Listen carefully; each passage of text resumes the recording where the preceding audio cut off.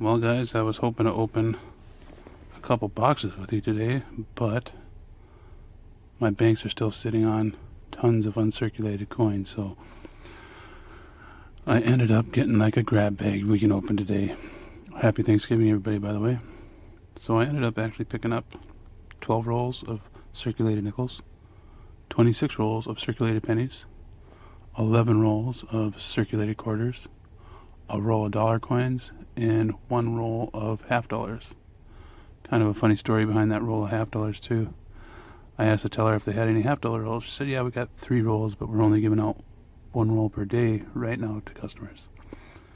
So I said, why don't you go back there then, I guess, and I'll take 1 roll as long as you pick me out a good one.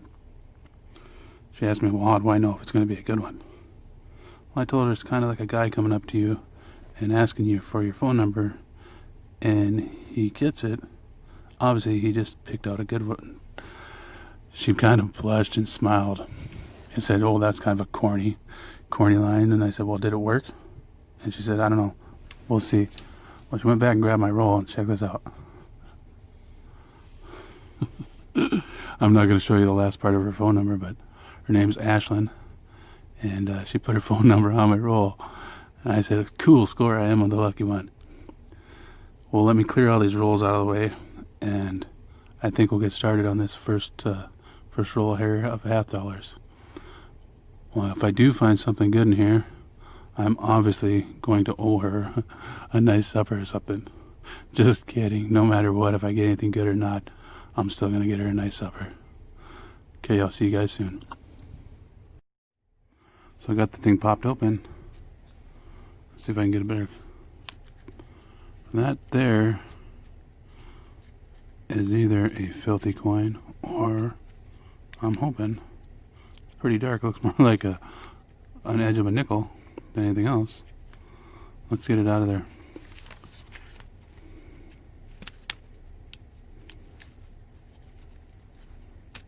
Oh, see if I can do this one-handed. Well, screw it. Let's just do this.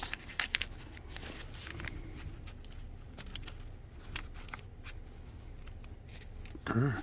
This is even a complicated roll. There we go.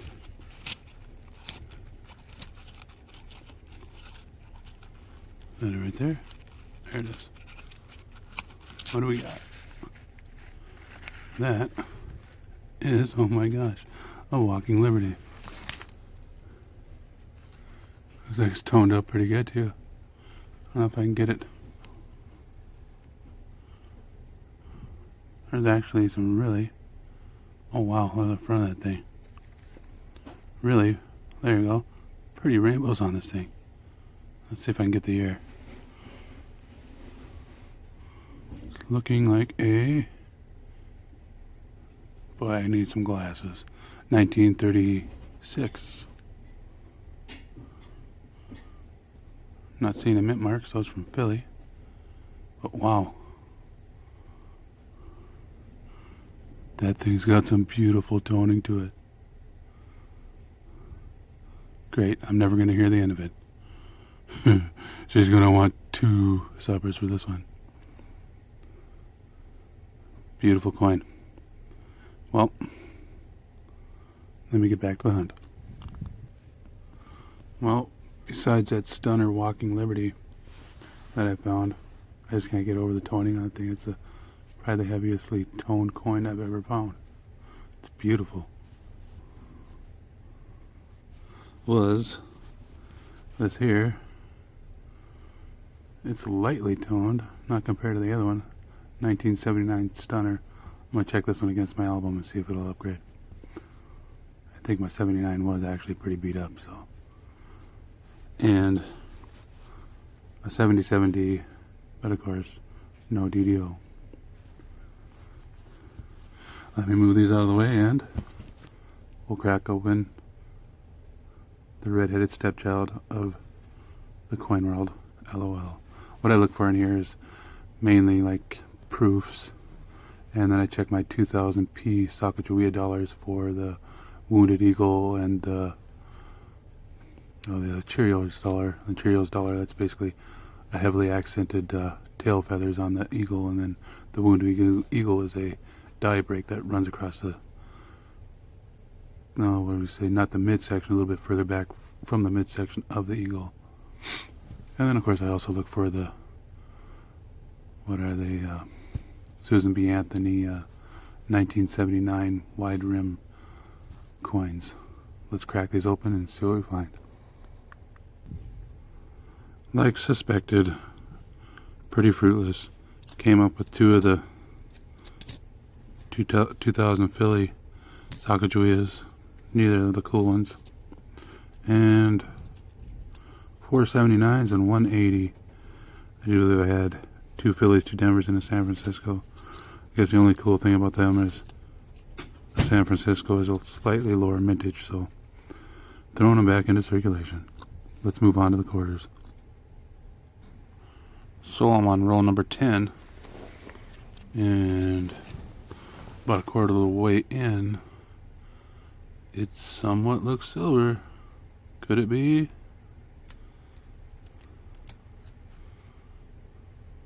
Nope. That edge kind of looked it, but just a dirty 97. Back to the hunt. Same roll, and I just came across this 2008 Alaska State Quarter, and it has, let me pop over to my laptop so I can give you a close-up on it.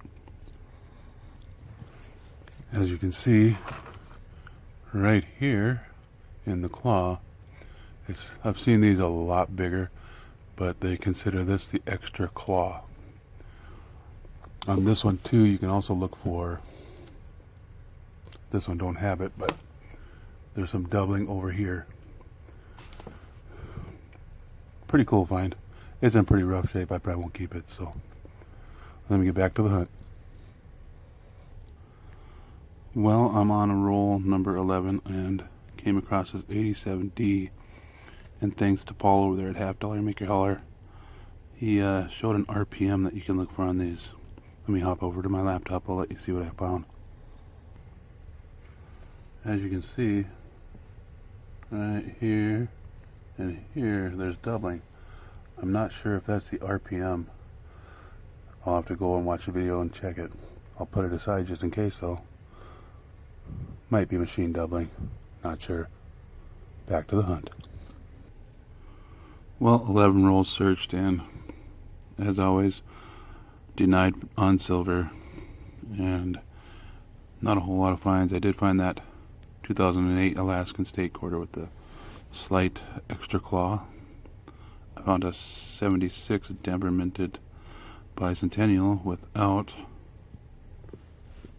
the DDO. The 87 that I'm going to have to research and see if that is the RPM on it. And then I kept this 81 out just to kind of focus, there we go, to show you some of the stuff that I look for. I can never remember which year it is. There's a main year for it, but I've also been told that it's been in quite a few of them. And what I look for is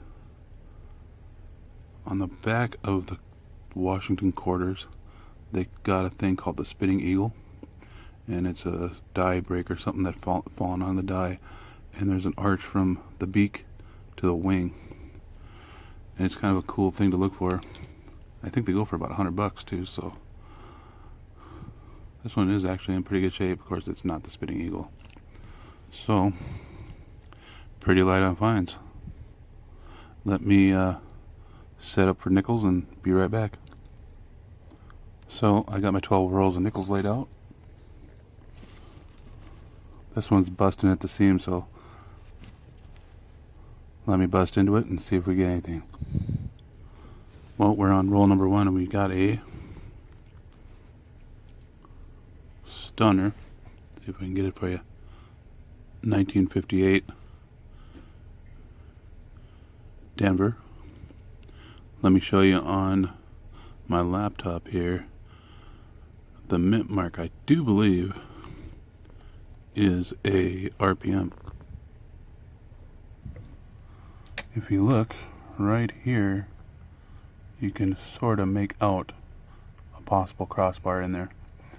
I'm not too keen on all the RPMs yet, so I'll go back and look, and maybe this is a cool find. No matter what, it's the first find of 12 rolls of nickels. Back to the hunt. So I'm on roll number 2, and I did kind of find a find. I do check all my 1964s. They're mint marks for, I do believe 64 has a D over horizontal D. I don't think this one's it, but let me hop over to my laptop. I'll show you what I got. I'm not exactly sure what it is, but that mint mark looks suspect. I'm gonna have to do some research on it, see exactly what it is. No, probably nothing major, but different nonetheless. Back to the hunt. So I'm on roll number 3 and just laid it out, and I don't know, that one looks pretty suspect, possibly silver. Let's check it out. Nope, just toned 98. Bummer. Well, let's keep going. Same roll as that toned 98, and we got our third find. That is a 1940 from Denver. Let's see if we can find some more. So I'm at the halfway point of roll number 6 of this 12 nickel hunt, or roll hunt, and we'll have find number 4. Another 1958 from Denver. Let me put this thing under the microscope. I'll snap a picture if I find anything interesting in the mint mark. So I snapped a picture of that mint mark on the 58. As you can see right here, I'm not sure. I'm still getting used to, or more knowledge. If I wasn't on my phone, I'd pop it up and check, but I don't want to lose video feed. So this might be one of the RPMs they talk about in 1958. I guess I won't know until I finish a video, and maybe I can make a short video on RPMs that I found on this church. Let's get back to the hunt. So I'm on roll number 8, and I just came across this 2002. Let me zoom in on it.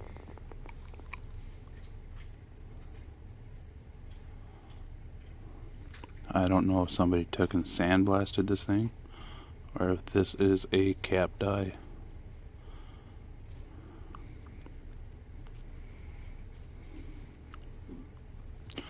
Might have to take this one to the coin shop and see what they think.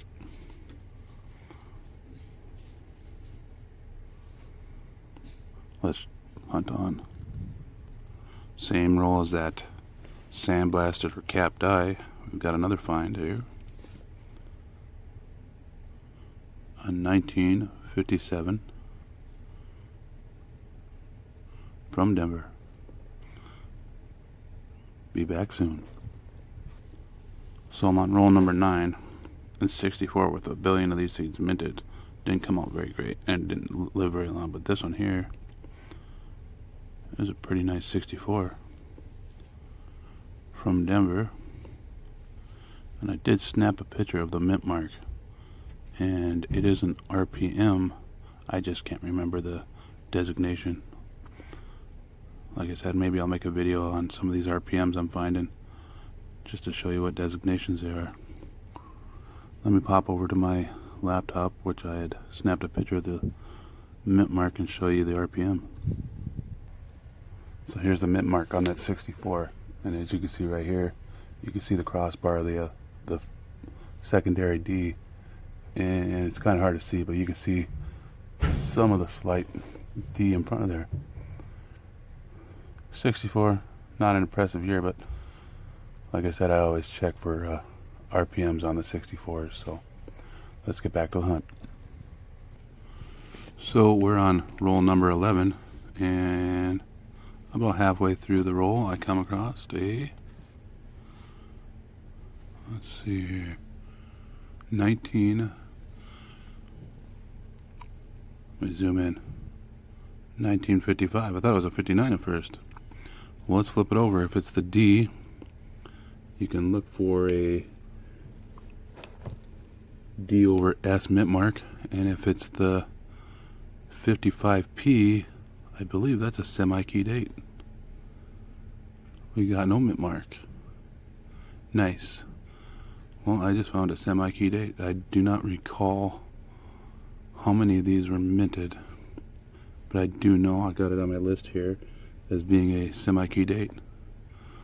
It's in pretty rough shape. Obviously you can see that most likely right there where it was an ender at one point in time and a crimper caught it. Other than that, the strike is pretty nice on it.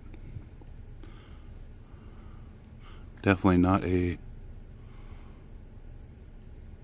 full steps by any means, but semi-key date found. Cool. That makes 1, 2, 3, 4, 5, 6 finds so far, and I've also pulled out, I think, 4 stunners that I'll show at the end. Well, let's finish this roll. Same roll, and I just came across this 2018 P. If you look on the back, let me set it down here and grab a pen and point it out. See if it'll focus for us. Let's see. Right here on the monument, side of the monument, you can see there's a large die chip. There's also, sometimes you can see them on here. This one's got a small one. I've actually had some that have encompassed the whole window. You can actually find them over here on this side also. Alone, it's not worth much, but to be honest with you, I've made a couple $2 rolls of these and sold them for 20 bucks a piece on eBay. So if you're looking to make a little extra money, watch your 2018 Ps for I call them the blowed out walls.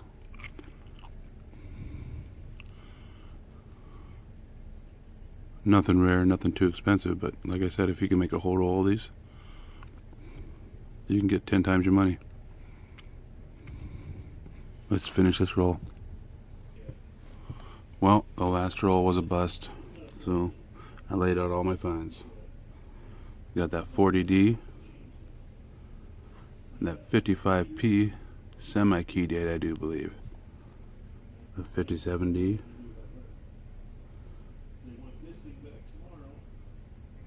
two 58Ds that, like I said, I'll make another video afterwards after I look at my RPMs and stuff and show you which ones they are. And that 64D stunner, it's in pretty good shape for a 64. Usually they're just gnawed up. And that other 64D with the possible RPM, we got that 2002 either cap die or sandblasted. I'm not sure. Like I said, I'll take that to a coin shop. And then I came across a, grab it here, 1976 Denver stunner. I'm going to check against my album. And this 1966 stunner. I do believe 65 through 67, if you find them, they can be an SMS. I don't think this one's one of them. I think the SMS has kind of a cameo on it. It is a stunner though. And then I got that 2018 P with the blown out wall that I'll add to a roll. Not bad for 12 rolls of nickels. Let's search some pennies. And seeing as though it is Thanksgiving, hopefully we can discover some Indians. Here we go. Roll number 1. So I'm on roll number 1. It's not a major find, but I remember Paul over there at Half Dollar Mickey Holler made a video on a ghost scent. And basically what that is the hammer die after so long of hitting these zinc Lincolns will start to transfer the image of Lincoln to the back of the cent. I always wondered what it was, but you can see sort of here the head of Lincoln coming through, and you can see the bust line right here. Pretty cool. It's actually in pretty good shape too. I may keep this one in my collection just as an example. And it's from 1996, Denver. I'll be back with more finds. Well, I'm on roll number 4 and just come across this first foreign of the box, and it is a boy, it's pretty beat up, 2000 Canadian. Being up here in the north, I do come across quite a few Canadians up here. Let's continue. Still on roll number 4. Let's see if we can get this thing to focus. There we go. I came across this. There we go. That's better. 1982. A large date. In pretty good shape. Back is beautiful. A little bit of chatter on there. Not a whole lot though. But let me show you a picture that I just took on my laptop. It's got some weird things going on with the mint mark there. I don't know what it is, but you can see right here like something was stamped in or over the mint mark. Kind of interesting, and it's in pretty good shape. I might keep it for my collection. Let's hunt.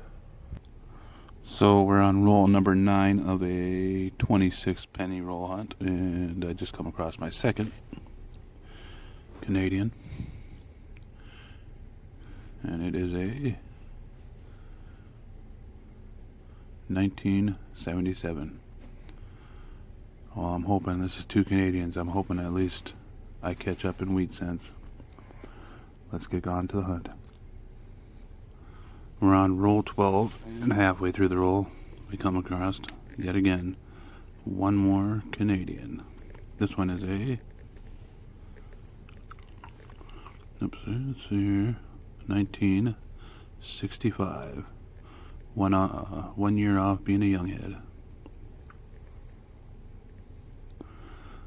Come on, Wheaties. So I'm on roll 16 of this 26 roll hunt, and we will not go wheatless into the night. Let's see what it is. It looks pretty beat up. You can tell by the strike it's definitely wheat. Yes, it is. Boy, she's pretty hammered. Let's see if we can make out a date here. Let me put it down and see if we can zoom in. Oh, let's get her under the light. Where am I here? Here we go, here we go.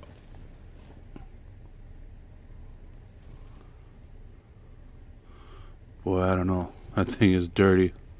Let's see if we can get it to get a date to pop off of it. Right over here.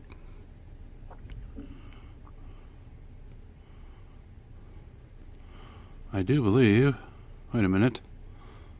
Are my eyes mistaking? I think that says 1909. I don't see a mint mark. Let me grab some olive oil and see if I can't get some of that gunk off there. Be right back. So I olive oiled it, and sure enough, look at there. 1909. No mint mark. But check this out. Can you see it? It is a VDB. Not bad. First wheat cent found, 1909. And it's a VDB. Wish it was the S. Well, let me get back to the hunt. So we're on roll 14, and how many is this? This is Canadian number 4, and it is a 1968. Looks like it's gonna be a Canadian, not wheat cent hunt today. I think I might have been off on my roll count last time. I'm on roll number 19, I do believe, of 26. 19 plus, yeah, I got 7 left, so that's 7. I'm right here. And a second wheat cent found, 1958, from Denver. Let's see if we can find some more. That's 2 to 4 on the Canadians now. So I'm on roll number 20, and I just came across this 1970 S. S. It's not the true double die, but let me show you a picture I just snapped on my laptop. It is, however, you can see right here and here. Well, you can kind of see here, and around here, and right here, and in the top of the S here. I think it's either machine doubling or die deterioration. Not positive. Be cool if it was the actual double die. Let's see if we can find some more. We're on roll 21, and look what we got.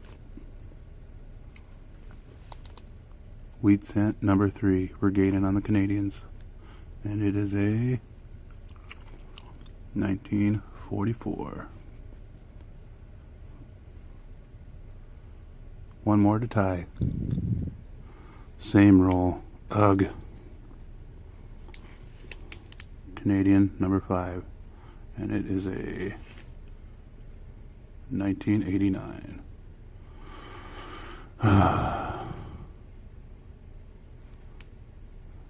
3 to 5. So I'm on roll 22, and see the date?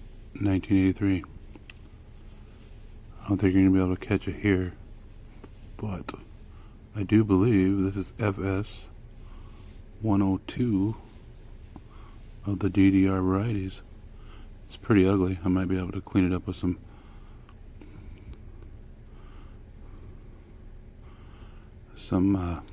olive oil. Let me hop over to my laptop. I'll show you what I'm thinking it is. So if you look here, there's doubling here on the E, doubling here on the D, and you can definitely see the doubling on the T here. Let me hop over to the U and N.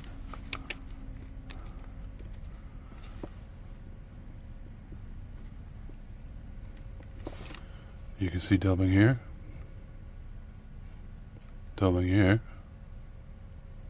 and here, and you can see here on the I too. I do believe this is 1983 FS 102, I do believe, DDR 102. I don't know, I'll have to compare it to some pictures. I'll let you know later. Roll number 23, and about 6 pennies in, we got wheat cent number 5. It is a 1948 from Denver. I think there's an RPM on that thing. Let me check the mint mark. If there is, I'll snap a picture and show you guys if it is. I do believe it is a RPM. You can see down here the tail of another D, and right up here the top of another D. I'll check it later, like I said, and make a video of the nickels and pennies that I found, just to confirm what RPMs they are. Let's search some more. So we're on roll 25 here, and I got a 1984 from Philly. It's not the double ear. I do believe this one is FS 104 or 103, I do believe. I'll pop over to my laptop and show you a close-up. Okay, you can see the doubling here in the 1, albeit it's pretty bad right at this point in its life. Along here on the 9, you can see it definitely here on the 8, and this here fatness is a telltale sign. And then if you look here on the 4, you can see it here on the 4 also as well. The 4 is pretty damaged because there's usually some over here, but I can't really make it out. I don't know if it is it. I'll have to go back and look at some of my sites that I look at to confirm, but another cool find. So we're on the last roll, roll 26, and lo and behold, we've got a 1951 from Denver. I think that's one of the years that has a double die on it. Let me throw it under the microscope and snap a picture, and I'll come back. Well, I didn't see anything for the most part. I'm gonna do a little more research on it. But no matter how you look at it, we're tied up with Canada now. A few more rolls, or a few more coins to go through, and hopefully we stay tied. Well, no more Canadians in that roll, but I did find this. 1991 Denver with some really crazy toning to it, front and back. I might keep it, I might not, we'll see. Well, let me lay out my finds and I'll be back to do the close up on this video. So I ended up getting one 59D non RPM, a 69S, a 70S with that funky machine doubling, a 71S, a 73S, and 3 74Ss. I keep all my S-minted pennies just for, I like the S-mint mark. It's the first letter of my last name, so. And then for the rest, we got that 1984 Philadelphia DDO, the 1983 Philadelphia DDR FS 103, I believe. We got that 1996 Ghoster, and that 1982 large date with that weird mint mark. And for the rest, we got the 2000 Canadian, the 68, 65, 77, and 89. And for wheats, we got the 1951D, 1944, and I did check that one for the doubling on the 44 and didn't see it. And the 58, I do believe that one is. The 48D, and then the crown, that 1909, beat up all of May. VDB. I'll be right back. My best finds of all the coins hunted today were that 55, I think it's semi-key date, Philadelphia minted nickel. This absolutely gorgeously toned.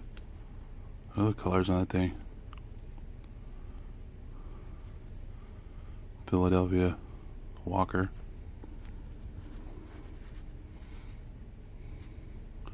And this beat up, yes, but it is a 1909 VDB first year wheat cent. Sorry the video got kind of long. There's a lot of coins to go through. Hope you all had a happy and safe Thanksgiving and got to spend some time with your families and friends. And until next time,